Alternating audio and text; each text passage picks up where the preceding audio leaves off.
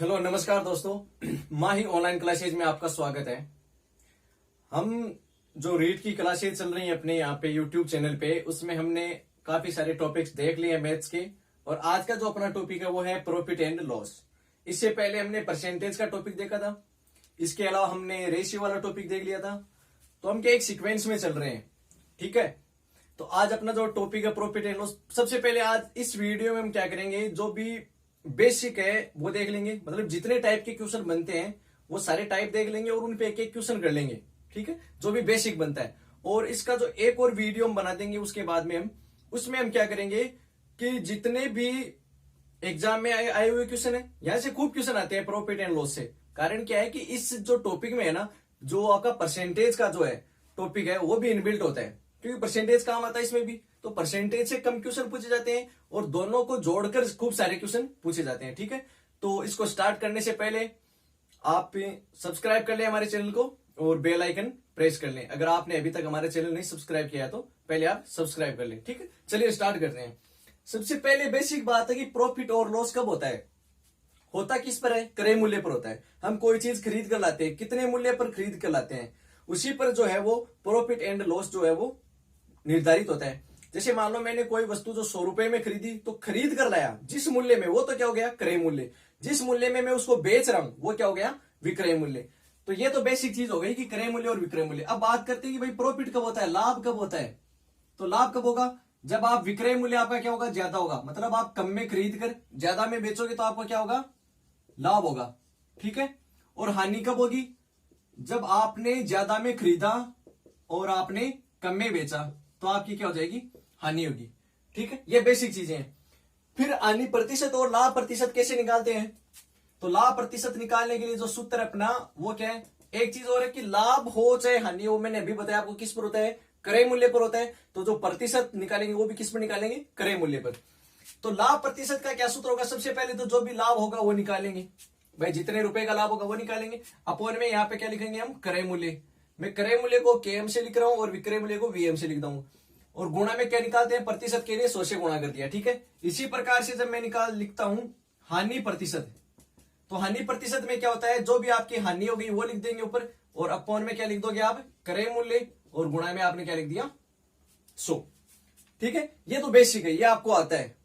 अब बात करते हैं इसके जो भी टाइप बनते हैं, उनसे एक एक क्वेश्चन भी लेंगे और क्वेश्चन लेके ही समझाएंगे आज, है ना, ठीक है। तो जल्दी देखते हैं। सबसे पहले क्या है कि यदि जैसे मान लो, मैं आपको पहले से ही बता देता हूं कि यदि किसी वस्तु को एक्स में बेचने पर समान लाभ और वाई में बेचने पर समान हानि होती है, तो इसका कहने का मतलब क्या है कि कोई वस्तु है, उसको आपने कितने भी रुपए में बेचा तो आपको कुछ लाभ होगा, और उसी वस्तु को आपने कुछ रुपए में खरीदा, ठीक है, सॉरी, दूसरे में आप उसी वस्तु को आपने दूसरे में बेचा तो आपको क्या होगी? हानि होगी। समान हानि हो रही है, समान लाभ हो रहा है, समान हानि हो रही है। तो इससे क्या होगा कि जो आप क्रय मूल्य निकालोगे तो वो जो दोनों रुपए आपने है ना, जो आपने बेचे हैं, उनको आपको क्या करना है? दोनों को जोड़ देना है और उसमें आपको 2 का भाग दे देना है। तो देखो इसका मतलब क्या है एक्चुअल में। जैसे मान लो, मैं एक एग्जाम्पल से समझाता हूं इसको आपको। जैसे मान लो आपके पास में कोई फर्नीचर है, जैसे आपने नाम दे दिया कोई कुर्सी आपके पास में, ठीक है। कुर्सी को आपने कितने में बेचा? 1260 में बेचा। 1260 में बेचा तो आपको कुछ लाभ हुआ ये मान लो, ठीक है। तो क्वेश्चन आपका इस प्रकार से आएगा कि एक कुर्सी जिसको 1260 रुपए में बेचने पर उतना ही लाभ होता है जितना 860 रुपए में 800 रुपए में जितना 800 रुपए में बेचने पर हानि होती है। तो कहने का मतलब है यहां पर जो लाभ हुआ और यहां पर जो हानि हुई, ये दोनों क्या है? बराबर है। समझ गए? मतलब 1260 रुपए में बेचने पर जितना लाभ होता है उतना ही 800 रुपए में बेचने पर उतनी ही हानि होती है। तो आप क्या निकालोगे इसमें? तो आपका जो क्रय मूल्य निकलता है वो क्या होगा? इन दोनों का आप जोड़ दो और बट्टा में 2 का भाग लगा दो। तो इसका कैसे होगा? 1260 प्लस 800 और बट्टा में 2।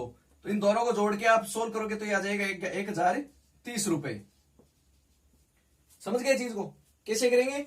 अगर इस प्रकार का कोई क्वेश्चन है कि आप एक बार बेचने पर लाभ हो रहा है और एक बार बेचने पर हानि हो रही है, जो लाभ और हानि जो दोनों वो दोनों समान है, तो आप उसका क्रय मूल्य इस प्रकार से निकालोगे, दोनों को जोड़ के क्या कर दोगे? उसमें 2 का भाग दो। ये तो आपका है पहला टॉपिक। फिर देखिए दूसरे टॉपिक में क्या होता है कि जैसे मान लो वस्तु का विक्रय मूल्य वो आपको दे दिया, ठीक है। वस्तु का विक्रय मूल्य आपको दे दिया, इसके अलावा जो क्रय मूल्य है और जो लाभ है, क्रय मूल्य और लाभ प्रतिशत, वो दोनों संख्यात्मक में क्या है, बराबर है। जैसे मैं यह कहूं कि आपने कोई वस्तु जो है वो 100 रुपए में बेच दी, तो उसका कुछ क्रय मूल्य होगा वो मेरे को नहीं पता, और उस पर जो लाभ हो रहा है प्रतिशत में वो भी मेरे को नहीं पता, लेकिन इतना पता है कि वो दोनों क्या है, बराबर है। ठीक है, तो उसके लिए हम जो क्रय मूल्य और लाभ प्रतिशत निकालते हैं वो कैसे निकालते हैं, तो ये आपका क्या है, दूसरा टाइप है। ठीक है, अगर आप लिखना चाहो तो देखो मैं लिख देता हूं कि यदि किसी वस्तु का विक्रय मूल्य दिया है, यदि किसी वस्तु का विक्रय मूल्य दिया हुआ है तथा क्रय मूल्य एवं लाभ प्रतिशत का संख्यात्मक मान बराबर हो,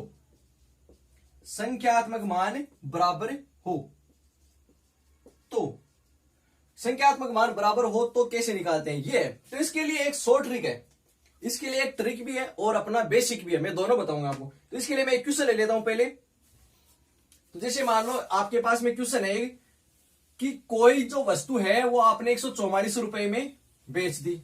ठीक है, कोई वस्तु जो 144 रुपए में आपने बेच दी, तो विक्रय मूल्य आपको कितना दे दिया क्वेश्चन में, 144 रुपए।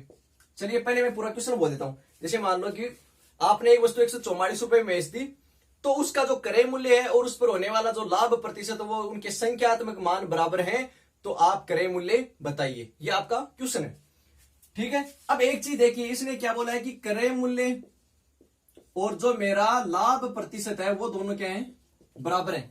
तो मैंने ये मान लिया कि वो दोनों ही क्या है, एक्स है। इसने कहा कि संख्यात्मक मान बराबर है दोनों का, मैंने ये मान लिया कि एक्स है। अब आप ये बताओ कि आप लाभ प्रतिशत कैसे निकालते हो। लाभ प्रतिशत बराबर होता है आपका जो भी आपके लाभ हुआ वो बट्टा में आप लिखते हो क्रय मूल्य, और गुणा में आपने क्या लिखा, 100, ये लिखते हो। अब देखिए लाभ प्रतिशत कितना है आपका, एक्स है। लाभ कैसे निकलते हैं, विक्रय मूल्य में से क्रय मूल्य घटाकर, तो 144 माइनस एक्स बट्टा में जो आपका क्रय मूल्य भी क्या एक्स है, और गुणा में आपका 100 है। ठीक है, तो इसको सोल्व करो, एक्स को इधर गुणा कर दिया तो ये हो गया एक्स स्क्वायर, और ये जो 100 है इससे पूरे से गुणा होगा तो 144 होगा, तो 144 00 माइनस का 100x।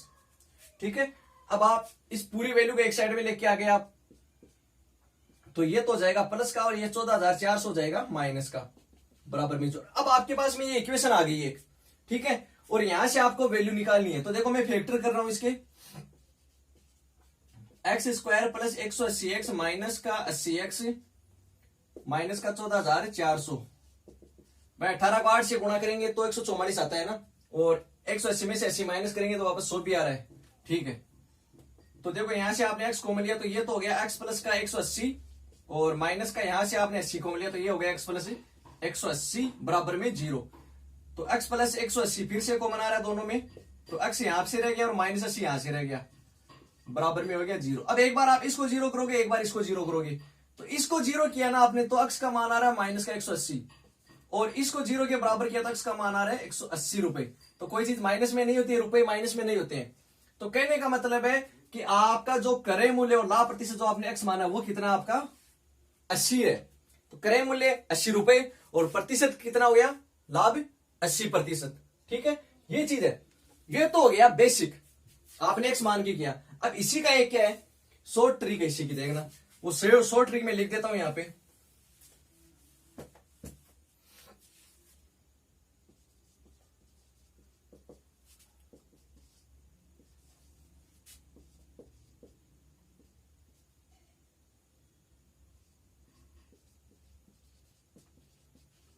ये आपकी शॉर्ट ट्रिक हो, 10 से इंटू रूट में कितना है 25 प्लस विक्रय मूल्य और रूट कंप्लीट फिर माइनस 50।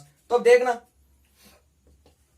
आपको इसमें विक्रय मूल्य क्वेश्चन में कितना दिया था, 144 दिया है, तो मैंने लिख दिया 25 प्लस 144 माइनस का 50, तो ये हो गया 10, और ये हो गया रूट में 169, ये माइनस का 50। अब देखना यहां से 169 का आपने रूट निकाला तो कितना होगा, 13 हो गया, 13 को गुणा किया 10 130, 130 में से 50 माइनस करोगे तो 80, और ये 80 आंसर इसका आया था।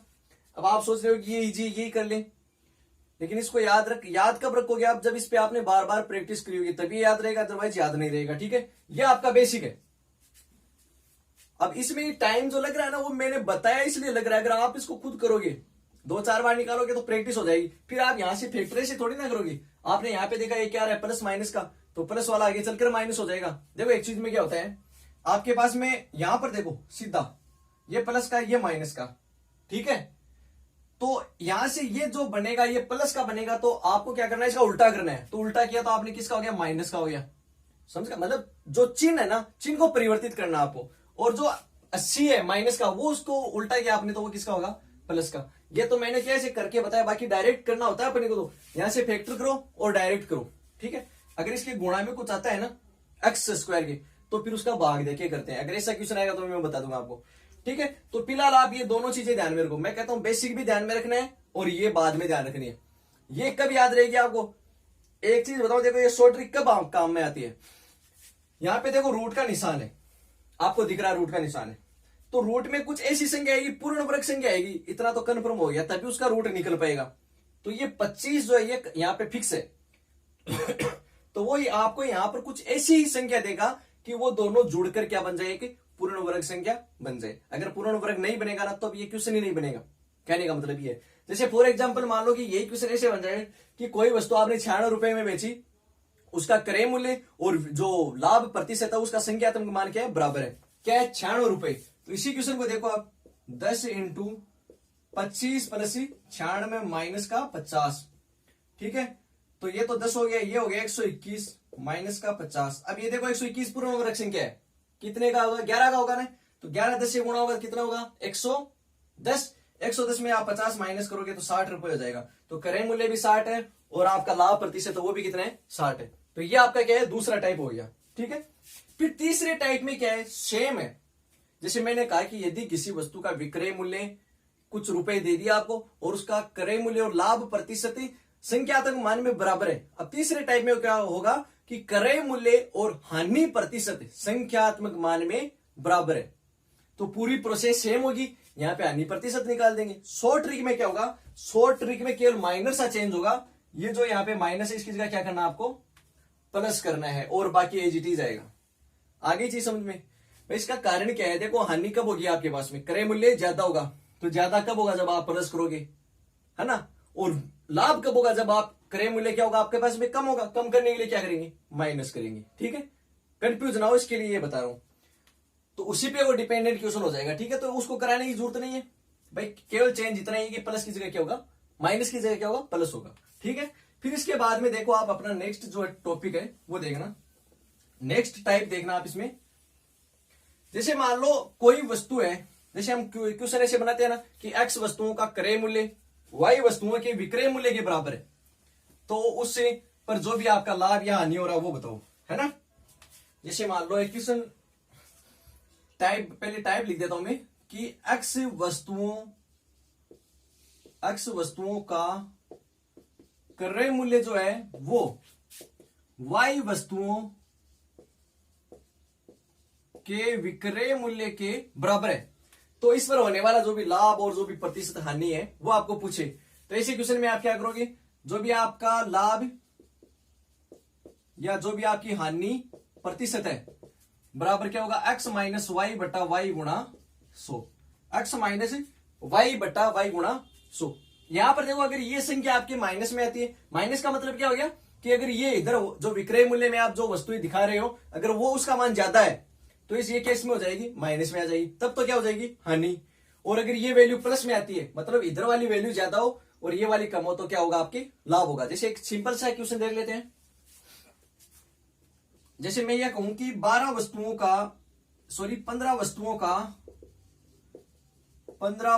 का जो क्रय मूल्य है वो आपकी दे रखा है 12 वस्तुओं के विक्रय मूल्य की, ठीक है। 15 वस्तु का जो क्रय मूल्य 12 वस्तुओं के विक्रय मूल्य के बराबर देख रहे हैं, तो आपको लाभ या हानि प्रतिशत पूछा है, ठीक है। तो एक चीज तो मेरे को दिख रही है देखो कि वो ज्यादा वस्तुओं के क्रय मूल्य के बदले कम वस्तुओं में बेचने पर ही वो उसकी बराबरी कर रहे हैं, तो लाभ हो रहा है उसको डेफिनेटली। तो आप लिखोगे लाभ प्रतिशत क्या होगा, एक्स माइनस वाई मतलब 15 माइनस 12 बटा 12 गुणा 100, ठीक है ये चीज बराबर। तो ये क्या हो जाएगा 3 बटा 12 गुणा 100, ये 4 बार 4 इसे कटेगा तो 25%, ठीक है। इस प्रकार से क्वेश्चन बनते हैं आपके। जैसे कोई और क्वेश्चन में अगर बात करूं कि 15 वस्तुओं का, या यूं कहूं कि 15 संतरों का मूल्य, कुछ भी मान लो, चाहे वस्तुओं का मान लो, 15 वस्तुओं का क्रय मूल्य जो वो 20 वस्तुओं के विक्रय मूल्य के बराबर है। इस बार ये ज्यादा है, वैल्यू माइनस में नहीं रखनी है आपको, आपको समझ में आना चाहिए कि माइनस में आते ही वो क्या हो रही है, हानि हो रही है ना। तो यहां पे देखो आप क्या लिखोगे ऊपर, तो यहां से आप लिखोगे हानि प्रतिशत 15 माइनस 20/20 अपॉन में 100। इधर क्या लिखना है, नीचे हमेशा जितनी वस्तुएं की विक्रय मूल्य के बराबर आ रहा है ना वो नीचे लिखना है। तो कहने का मतलब -5/20, तो माइनस क्या दर्शा रहा है, हानि प्रतिशत दर्शा रहा है, गुणा में 100। तो ये 5 बार कटेगा, कहने का मतलब इसको 25% क्या होगी, हानि होगी उसमें। ये सीध इस प्रकार से सिंपल क्वेश्चन पूछे जाते हैं। यहां पर थोड़ा सा माइनर चेंज करके, मतलब थोड़ा सा माइनर वो अगर चेंज करता है इसी क्वेश्चन में, तो वो देखो वो क्या बनाता है। जैसे मैं ये बोलूं कि 10 वस्तुओं का क्रय मूल्य, 10 वस्तुओं का क्रय मूल्य जो है वो 4 वस्तुओं के विक्रय मूल्य के बराबर लाभ प्रतिशत उसको होता है। समझ गए? अब इसने क्या बोला है, 4 वस्तुओं के बराबर विक्रय मूल्य के लाभ प्रतिशत उसको होता है। अगर एक एग्जाम्पल एग्जैक्ट क्वेश्चन में आपको बताऊं तो एक एग्जैक्ट क्वेश्चन भी अपन लिख लेते हैं, यहां पे देखना।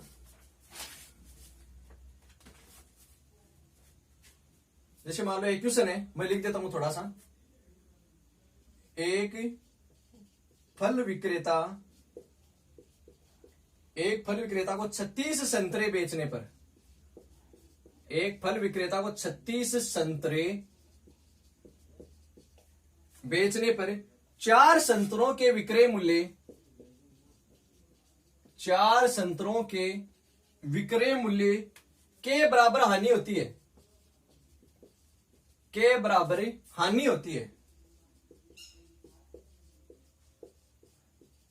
के बराबर हानि होती है, तो उसकी हानि प्रतिशत, तो हानि प्रतिशत। ठीक है। अब देखो यहां पर क्या बोला इसने, अभी तक हमको ये दिया ही नहीं था, अभी हमको केवल इतना ही बताया था कि एक्स वस्तु का क्रय मूल्य जो वो वाई वस्तुओं के विक्रय मूल्य के बराबर है। अब यहाँ पे थोड़ी सी लैंग्वेज चेंज कर दी इसने, यहाँ पे इसने बता दिया कि हानि हो रही है। और भाई आपको पता, आपसे पूछ रहा हूं मैं, हानि कब होगी उसको, जब इधर वाला जो है विक्रय मूल्य जो वस्तुएं बराबर में बेच रहा वो क्या होंगी, ज्यादा होंगी। अब इसने कहा कि 4 वस्तुओं की, तो ये जो 4 है ना, ये उतनी क्या उसमें ज्यादा है। कहने का मतलब ये है, इसका मतलब क्या हो गया कि वो जो 36 संतरों को बेचने पर 4 वस्तुओं के विक्रय मूल्य के बराबर हो रहा है ना। तो देखो इसमें हम क्या करते हैं कि जो हानि प्रतिशत है, ऊपर ये जो 4 के बराबर आ रहा है ना, ये ऊपर लिख दो आप। ठीक है। और ये जो 4 इधर दे रखा है, ये इसमें आप जोड़ के नीचे लिख दो। कहने का मतलब ये है, और गुणा में आपका 100 है। समझ गए भाई? वो 40 के बराबर बेचेगा तभी तो हानि होगी ना। कहने का मतलब कि 36 वस्तुओं का क्रय मूल्य 40 वस्तुओं के विक्रय मूल्य के बराबर है। ये ऐसा क्वेश्चन बन गया। ये आपको थोड़ा सा इसमें ध्यान देना है ना। मतलब जैसे हम बोलते हैं ना कि 36 तो क्रय मूल्य आ गया और बराबर में 40 वस्तुओं के विक्रय मूल्य के बराबर होता है। ये क्वेश्चन ऐसा बन गया, आप देख लो आप। ठीक है। तो इसके आपको लैंग्वेज समझ में आनी चाहिए। तो यहां पे क्या होगा, जो अंतर है वो कितने का रहे हैं, 4 का रहे, हानि हो रही है, 40 क्या है, विक्रय मूल्य के बराबर, 40 नीचे लिख दिया, गुणा में 100। ये 10 बार कट गया, 10 का भाग 100 में देंगे तो 10। तो कहने का मतलब क्या हो गया कि उसको 10% की क्या हो रही है, हानि हो रही है। समझ गए? हमको इसने ये तो बता दिया कि हानि हो रही है। अब हानि होते ही हमको ये समझ में आ गया कि उसको वो जो खरीद रहा है ना, मतलब उसकी जो क्रय मूल्य है वो तो कम है, और जो विक्रय मूल्य के बराबर जो वस्तुएं हैं वो क्या है, ज्यादा है। तो यहाँ पे जो 36 संतरे बेचने पर 4 संतरों के विक्रय मूल्य के बराबर। ठीक है, समझ गए ना इस चीज को? इसी प्रकार से हम और क्वेश्चन ले लेते हैं, जो अगला टाइप है वो देखते हैं फिर, है ना।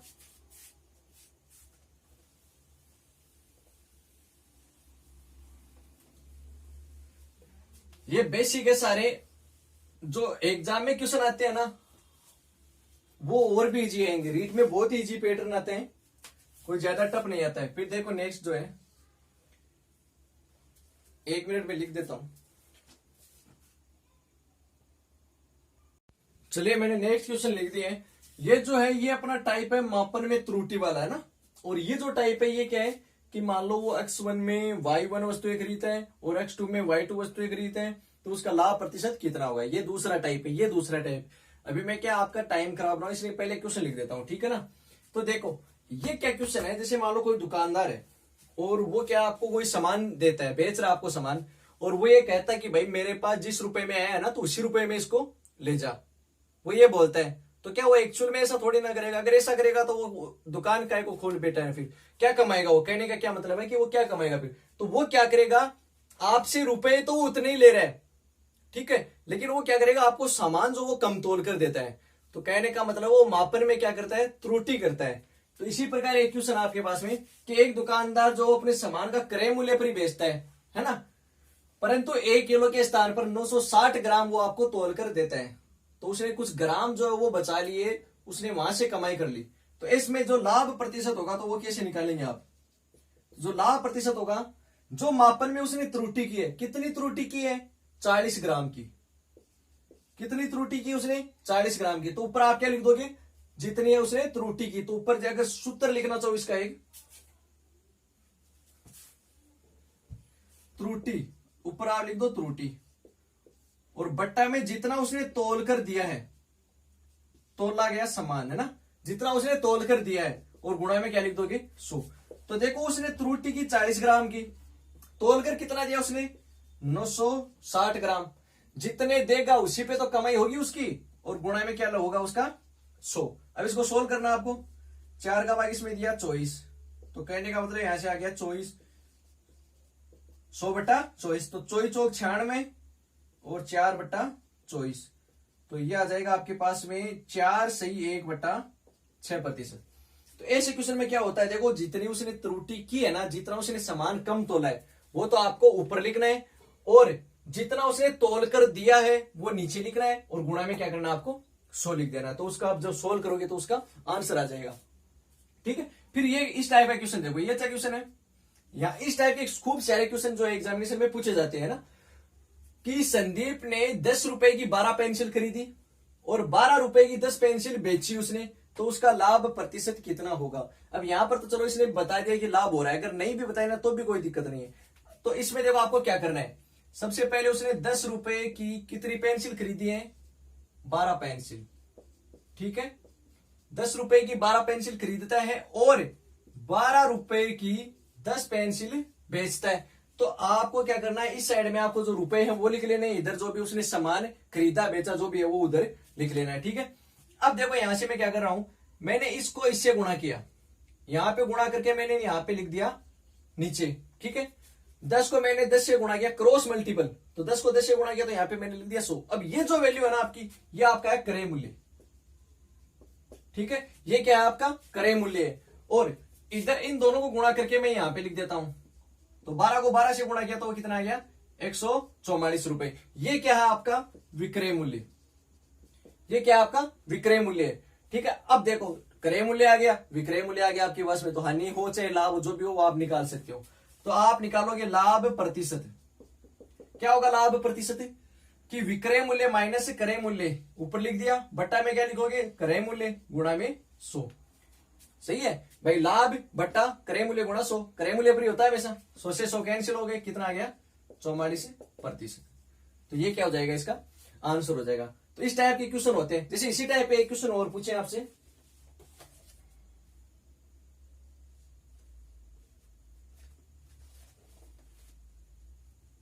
जैसे एक क्वेश्चन है कि एक दुकानदार ने 2 रुपए में 6 की दर से टोपियां खरीदी, है ना, यहां पे लिख देता हूं, डायरेक्ट क्वेश्चन लिख देता हूं मैं। इसने क्या बोल रहा है कि 2 रुपए में 6 की दर से टोपियां उसने खरीदी, 2 रुपए में 6 की दर से टोपियां खरीदी, और 4 रुपए में 9 की दर से उसने बेच दी, 4 रुपए में 9 की दर से उसने बेच दी। अब मेरे को अभी नहीं पता कि लाभ हो रहा है या नहीं हो रहा है, अभी सोल्व करते हैं इसको। मैंने कहा कि इन दोनों को गुणा करके यहां लिख दो, लिख दिया, तो ये क्या हो गया आपका क्रय मूल्य। इन दोनों को गुणा करके यहां पे लिख दो, ये क्या हो गया आपका विक्रय मूल्य, ठीक है।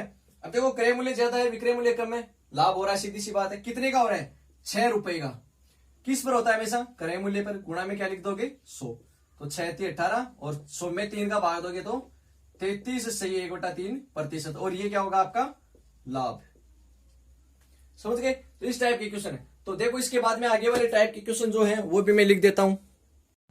चलिए मैंने नेक्स्ट टाइप का क्वेश्चन भी लिख दिया है। देखो ये किस टाइप का क्वेश्चन है पहले इस पर बात कर लेते हैं। इसने कहा है कि 400 रुपए में प्रत्येक की दर से, मतलब दो जो भी सामान है यहाँ, अब यहाँ पे गाय और घोड़ा उसने बेचा है। कहने का मतलब क्या है कि दो वस्तुएं बेचता वो, दोनों को समान रुपए में बेचता है, कितने भी हो सकते हैं वो, ठीक है। अब एक पर हमें लाभ हो रहा है, एक पर हानि हो रही है, और वो दोनों क्या है समान हो रहे हैं, लाभ और हानि भी प्रतिशत में समान हो रहे हैं। तो इस टाइप का जो क्वेश्चन होता है इसमें हमेशा क्या होती है, हमेशा हानि होगी आपको। इसमें हमेशा क्या होती है, हानि होती है। अगर समान लाभ और समान हानि प्रतिशत पर आप बेच रहे हो, और अगर ओवरऑल आप देखते हो तो ओवरऑल आपको हमेशा क्या होती है, हानि ही होती है। अब यहां पर एक चीज जो ध्यान रखने योग्य बात है वो ये है कि यहां पर हमको ये नहीं बोला कि क्रय मूल्य जो है, मतलब खरीदा जो उसने था वो क्या है, वो दोनों समान है या अलग अलग है। तो ऐसे क्वेश्चन में हमेशा क्या होगा, अलग अलग होगा। वो क्या होगा, क्रय मूल्य जो होगा वो क्या होगा, अलग अलग है। अगर क्रय मूल्य भी समान हो गया, विक्रय मूल्य भी समान हो गया, तो उसको न तो लाभ होगा, नहीं क्या होगी, हानि होगी। ठीक है। अब यहाँ पे इसका मतलब इतना डेफिनेटली हो गया कि क्रय मूल्य उसका क्या है, अलग अलग है। तो इसमें क्या पूछा, इसमें हानि प्रतिशत पूछी है। सबसे पहली बात ये है। तो इसका डायरेक्ट फॉर्मूला होता है आपका, डायरेक्ट शॉर्ट ट्रिक है ये, मान लो कि जो आपको प्रतिशत दे रखा है ना उसका स्क्वायर करो, भाग दे दो उसमें 100 का। जो आपको प्रतिशत दे रखा है, जैसे 20% दे रखा है ना, समान देगा, ये समान के लिए ही काम में आएगा ये चीज है ना, समान देता है तो उसका आपको क्या करना है, स्क्वायर करना और भाग देना कितने का, 100 का। अब तो यहाँ पे आपको 20 दे रखा है तो 20% का आप कर दो स्क्वायर, 20 का आपने किया स्क्वायर तो हो गया 400 बट्टा में क्या हो गया 100। तो 2 बिंदु से 2 बिंदु कट गई, जो भी आया वो आपको क्या होगा, हानि होगा। तो इसमें कितनी प्रतिशत की हानि हो गई, 4% की। अब एक चीज है, यहां पे अगर ये नहीं भी देना तो भी आपको यही काम करना है। अगर वो यही बोल दिया आपको कि आपने एक गाय और एक घोड़ा जो है वो समान रुपए में बेचे हैं, एक पर आपको 10% की हानि हो रही है, एक पर आपको 10% का लाभ हो रहा है, तो उसका उसमें क्या हुआ, लाभ या हानि प्रतिशत क्या हुआ, तो आपको क्या कहना है, हानि प्रतिशत ही होगी। अब 10% जो लाभ हो रहा है, 10% हानि हो रही है, तो 10 को 10 से गुणा किया 100 में 100 का भाग दिया तो 1, तो 1% की आपको क्या होगी, हानि होगी। और मैंने दूसरा जो बता दिया है कि अगर इसका क्रय मूल्य भी आपको बराबर दे दिया जाए तो ना लाभ होगा ना ही आपको हानि होगी। ठीक है। फिर ये देखो एक इंपॉर्टेंट क्वेश्चन है, ऐसे क्वेश्चन आपको एसएससी में भी पूछ लिए जाते हैं, बैंक में जो प्री एग्जाम होता है उसमें भी पूछ लिए जाते हैं, रेलवे में भी आते हैं, रीट में, सीटेट में, सब में आते हैं ये क्वेश्चन, और इंपॉर्टेंट पार्ट होता है ये, है ना। तो देखो ये क्वेश्चन देखिए आप, 2 कुर्सियों की लागत उसने दे दिया आपको, है ना, 1680 रुपए, ये कंबाइंड है, मतलब दोनों कुर्सियों को मिला के जो लागत है वो कितनी है, 1680 है। यदि प्रथम कुर्सी पर 12% का लाभ हो रहा है और दूसरी कुर्सी पर जो है वो 16% की हानि पर बेचा जा रहा है, तो पूरे सौदे पर न लाभ और न हानि हो रही है। ये चीज आपको ध्यान में रखनी है कि ऐसे क्वेश्चन में क्या होगा कि नए सौदा जो सौदा है उसमें न तो लाभ हो रहा है न हानि हो रही है, तो आपको पूछेगा क्या, वो क्रय मूल्य आपको पूछेगा। ये अलग टाइप का एक क्वेश्चन हो गया। ठीक है। मैंने अलग अलग टाइप के एक क्वेश्चन करवाए अभी आपको ना। तो देखिए इसी क्वेश्चन में हम क्या करते हैं कि जैसे मान लो इधर मैं बोलूं कि पहली कुर्सी है, इधर जो फर्स्ट कुर्सी, इधर क्या है सेकंड कुर्सी। ऐसे क्वेश्चन हम करेंगे एलिगेशन से। किससे करेंगे, ये इसमें एलिगेशन काम में आ रहा है, मिश्रण वाला जो टॉपिक है ना, एलिगेशन मतलब मिश्रण, वो काम में आ रहा है इसमें, है ना। तो देखो पहली कुर्सी पर आपको हो रहा है लाभ कितने का हो रहा है, 12% का। ठीक है। दूसरी पर आपको हो रही है हानि कितनी की हो रही है, 16% की। लेकिन जब दोनों को आपने कंबाइंड किया, दोनों को आपने बेचा, तो उसका मतलब आपको जो न तो लाभ हो रहा है न हानि हो रही है। तो कहने का मतलब है कि जब आपने कंबाइंड काम किया तो न तो आपको लाभ हुआ न हानि हुई। मिक्सचर जो एलिगेशन होता है, मिक्सचर का मतलब ही क्या हो गया, एलिगेशन मिश्रण वाले का, कि दो आपके पास में अलग अलग वस्तुएं और ऊपर उनको आपने एक जगह मिक्स कर दिया, समझ गए। तो जैसे ही मिक्स करते हैं ना, वो चीज हमेशा हम बीच में लिख देते हैं, और जो अलग अलग दे रखा है उनको इस प्रकार से लिख देते हैं। फिर इसमें क्या करते हैं कि जैसे इसमें से मान लो इसको मैंने घटा के यहां पे लिख दिया, आगे चीज में ये जो होगा ना वो रेशियो होगा उन दोनों वस्तुओं के क्रय मूल्य का। यहाँ पे अब जो नीचे लिख रहे हैं इस क्वेश्चन में, यहाँ पे जो रेशियो आएगा ये इन दोनों वस्तुओं के क्रय मूल्य का रेशियो मिलेगा आपको। इधर 16 में से मैंने 0, अब देखो एक चीज है, आपको घटाने पर यहाँ पे वैल्यू जो है वो प्लस में ही रखनी है, चाहे इसमें से इसको घटा के लिख दो, चाहे इसमें से इसको घटा के यहाँ पे लिख दो। ठीक है। 16 में से 0 घटाया तो ये कितना आ गया आपको, 16:12। इसको और छोटा आपने किया तो 4×4=16, और ये हो गया 4:3। तो कहने का मतलब क्या है कि उन दोनों वस्तुओं के जो क्रय मूल्य है उनका जो अनुपात है ना वो आ गया 4:3 आ गया। अब आपको देखो टोटल जो लागत है, लागत का मतलब क्रय मूल्य होता है, टोटल लागत आपको दे रखी है और अनुपात दे रखा है, तो आप अलग अलग निकाल सकते हो उनका। तो आप जैसे फर्स्ट कुर्सी का निकालोगे तो देखो टोटल जो है ना अनुपात में तो कितना आपके पास में 7 है, अनुपातों में तो कितना है 7 है, तो इसका मतलब 7 के बराबर क्या हो जाएगा आपकी टोटल लागत हो जाएगी। तो 1 बराबर कितना आ जाएगा 7 का भाग दे दो इसमें, 7 दूनी 14, 2 बच के 728, 1 के बराबर आ गया 240 रुपए, है ना। 1 के बराबर अनुपातों में आ गया 240। अब आपको फर्स्ट के लिए पूछे तो फर्स्ट है 4, फर्स्ट कितना है 4 है, तो 4 को गुणा कर दो 240 से। और सेकंड के लिए पूछे तो वो 3 है, तो 3 को गुणा कर दो 240 से। और जो भी वैल्यू है 2496 960 आ जाएगा, 34 बेहतर 720 रुपए आ जाएगा। तो इस प्रकार से इस क्वेश्चन को हम सोल्व करते हैं। ठीक है, ये समझ में आया कैसे कि देखो इस ऐसे क्वेश्चन में हमें क्या होगा कि लागत देते हैं, कंबाइंड लागत दे दी जाती है, इसके अलावा एक पर लाभ होता है एक पर हानि होती है, और ओवरऑल जब हम देखते हैं तो ना कोई लाभ होता है ना कोई हानि होती है। तो उसका हमें क्या पूछेगा, प्रत्येक वस्तुओं का क्रय मूल्य इसमें हमें पूछ सकता है। तो इसके लिए हम क्या करते हैं, एलिगेशन वाला जो टॉपिक हो वो काम में लेते हैं। ठीक है, आगे ये चीज समझ में। अब इसका जो अगला वीडियो जो हम बनाएंगे वो केवल और केवल क्वेश्चनों पे होगा, और उसमें हम वो टाइप वाइप नहीं देखेंगे। जितने इंपॉर्टेंट क्वेश्चन बनते हैं, जितने एग्जाम में क्वेश्चन आपको पूछे गए वो सारे क्वेश्चन लेंगे। रीट की 2011, 12, 15 और 17 की एग्जामिनेशन में फर्स्ट लेवल सेकंड लेवल में जितने भी क्वेश्चन वो सारे देख लेंगे अपन। ठीक है, तो इस वीडियो में जो वो पूरा बेसिक मैंने एक एक क्वेश्चन वो आपको बता दिया है, और इसमें आज के लिए इतना ही है। ठीक है, तो अगर आपको हमारा ये कंटेंट अच्छा लगा हो तो इसको आप लाइक करें, शेयर करें, और हाँ चैनल को सब्सक्राइब करना नहीं भूलें। धन्यवाद।